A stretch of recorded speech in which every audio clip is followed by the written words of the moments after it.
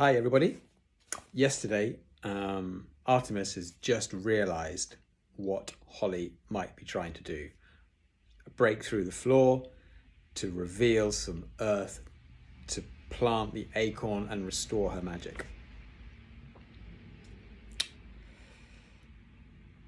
"The safe room!" exclaimed Butler, quickening his pace.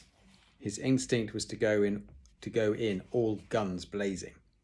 But training took over. Fairy hardware was most definitely superior to his own, and who knew how many barrels were aimed at the other side of that door right now? No, caution was most definitely the best part of valor in this particular situation. He placed a palm against the wood, feeling for vibration. Nothing. No machinery then. Butler curled his fingers around the knob, twisting gently. With his other hand, he drew a Sig Sauer, which is the name of a handgun, a Sig Sauer automatic from his shoulder holster. No time to fetch the dart rifle. It would have to be shoot to kill. The door swung open noiselessly, as Butler knew it would, having oiled every hinge in the house himself. Before him was... Well, to be honest, Butler wasn't quite sure what it was. If he didn't know better, that is, at first glance, he could have sworn that the thing resembled nothing more than an enormous, quivering... And then the thing exploded, jettisoning an amazing amount of tunnel waste directly at the unfortunate manservant.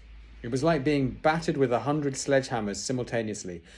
Butler was lifted bodily and flung against the wall. And as he lay there, consciousness slipping away from him, he prayed that Master Artemis hadn't managed to capture the moment on video. So, yeah. Holly was weakening. The bed frame was nearly twice her body weight, and the ridges were tearing cruel welts in her palms. But she couldn't stop now, not when she was so close. She slammed the post into the concrete again. A cloud of grey dust spiraled around her legs. Any second now, Fowl would tumble to her plan, meaning would realise what she's doing, and she'd get the hypodermic treatment again. But until then, she gritted her teeth against the pain, heaving the bed frame to knee height, and then she saw it, a sliver of brown among the grey. Could it be true? Pain forgotten, Captain Short dropped the bed, sinking quickly to her knees. There was indeed a small patch of earth poking through the cement. Holly fumbled the acorn from her boot, clasping it tightly in bloody fingers. "I return you to the earth," she whispered, worming her fist into the tiny space, "and claim the gift that is my right." Nothing happened for a heartbeat. Perhaps two. Then Holly felt the magic rush up her arm like a jolt from an electrified troll fence. The shock sent her spinning across the room. For a moment the world swirled in a disconcerting kaleidoscope of colour. But when it settled, Holly was no longer the defeated elf that she had been. "Right, Master Fowl," she grinned, watching the blue sparks of fairy magic seal her wounds. "Let's see what I have to do to get your permission to leave this place." "Drop everything," sulked Juliet. "Drop everything and check the prisoner." She flicked blonde tresses expertly over her shoulder. Sorry, she's quoting Artemis. Sorry. "Drop everything," sulked Juliet. "Drop everything and check the prisoner." She flicked blonde tresses expertly over her shoulder. "He must think I'm his maid or something." She hammered on the cell door with the flat of her hand. "I'm coming in now, fairy girl, so if you're doing anything embarrassing, please stop." Juliet punched the combination into the keypad. "And no, I don't have your vegetables or your washed fruit, but it's not my fault. Artemis insisted I come right down." Juliet stopped talking because there was nobody listening. She was preaching to an empty room. She waited for her brain to pass on an explanation. Nothing came. Eventually, the notion to take another look filtered down. She took a tentative step into the concrete cube. Nothing. Only a slight shimmering in the shadows, like a mist. It was probably these stupid glasses. How are you supposed to see anything wearing mirrored sunglasses underground? And they were so 90s. They weren't even retro yet. Juliet glanced guiltily at the monitor. Just a quick peek, what harm could it do? She whipped up the frames, sending her eyeballs spinning around the room. In that instant, a figure materialized before her. Just stepped out of the air. It was Holly. She was smiling. "Oh, it's you. How did you..." The fairy interrupted with a wave of her hand. "Why don't you take off those glasses, Juliet? They really don't suit you." She's right, thought Juliet.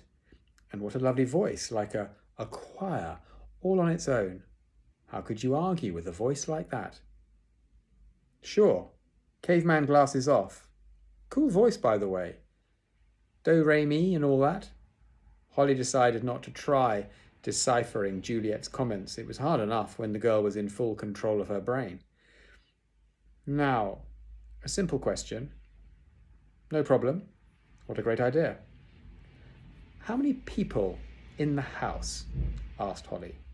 Juliet thought. One and one and one. And another one. No, Mrs. Fowl wasn't there. 3, she said finally. Me and Butler and, of course, Artemis. Mrs. Fowl was here, but she went bye-bye. Then she went bye-bye. Juliet giggled. She had made a joke, a good one too. Holly drew a breath to ask for clarification, then thought better of it. A mistake, as it turned out. Has anyone else been here? Anyone like me? Juliet chewed her lip. There was one little man in a uniform like yours. Not cute, though, not one bit. Just shouted and smoked a smelly cigar. Terrible complexion. He was red as a tomato. Holly almost smiled. Root had come himself. No doubt the negotiations had been disastrous. No one else? Not that I know of. If you see that man again, tell him to lay off the red meat. He's just a coronary waiting to happen. A coronary means a heart attack because he's eating too much red meat. Holly swallowed a grin. Juliet was the only human she knew who was probably more lucid under the mesmer. So Holly is now using her magic, and she's sort of entranced Juliet. So Juliet has to answer all the questions that she's being asked. Okay, I'll tell him. Now, Juliet, I want you to stay in my room, and no matter what you hear, don't come out. Juliet frowned. This room? It's so boring. No TV or anything. Can't I go up to the lounge? No, you have to stay here. Anyway, they've just installed a wall television, cinema size. Wrestling, 24 hours a day. Juliet almost fainted with pleasure. She ran into the cell, gasping as her imagination supplied the pictures. Holly shook her head. Well, she thought, at least one of us is happy. Mulch gave his rear end a shake to dislodge any clumps of earth. If only his mother could see him now, spraying mud on the mud people. That was irony. Well, something like it. Mulch had never been big on grammar in school. That or poetry. He'd never seen the point. Down the mines, there were only 2 phrases of any importance. Look, gold, and cave in, everybody out. No hidden meanings there, or rhymes. The dwarf buttoned his bum flap, which had been blasted open by the gale emanating from his nether regions. Time to make a run for it. Whatever hope he'd had of escaping undiscovered had been blown, literally. Mulch retrieved his earpiece, screwing it firmly into his ear. Well, he never knew. Even the LEP might prove useful. And when I get my hands on you, convict, you'll wish you staked down those mines, Mulch sighed. Oh well, nothing new there then. Clasping the safe's treasure tightly in his fist, the dwarf turned to retrace his steps. To his utter amazement, there was a human, entangled in the banisters. Mulch was not one bit surprised that his recyclings had managed to hurl the elephantine mudman several metres through the air. Dwarf gas had been known to cause avalanches in the Alps. What did surprise him was the fact that the man had managed to get so close to him in the first place. "You're good," said Mulch, wagging a finger at the unconscious bodyguard. But nobody takes a body blow from Mulch Diggums and stays on their feet. The mudman stirred, the whites of his eyes showing beneath fluttering lids. End of part 1.